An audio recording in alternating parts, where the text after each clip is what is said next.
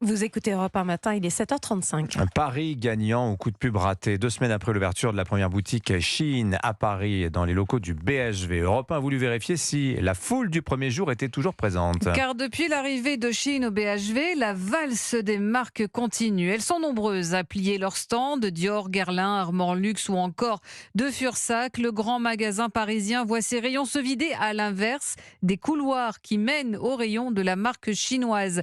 Reportage Europe 1 de Cyril de la Morinerie. Au premier étage du magasin, des vendeuses plient les vêtements et les rangent dans un carton. Plusieurs grandes marques quittent le navire avant le Black Friday et Noël, qui sont pourtant deux périodes cruciales.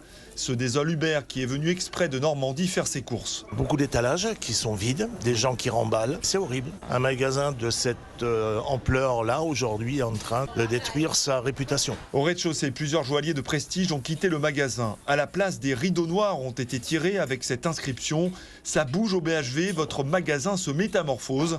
Résultat, les rayons sont peu fréquentés, regrette Isabelle. Moi, je le trouve mort. Il n'y a pas d'ambiance, il n'y a rien. Parce que c'est quand même la renommée de Paris, tous ces grands magasins. Pour moi, c'est une catastrophe. Le magasin parisien modifie sa stratégie et parie sur le géant chinois Shein, qui s'est installé au 6e étage.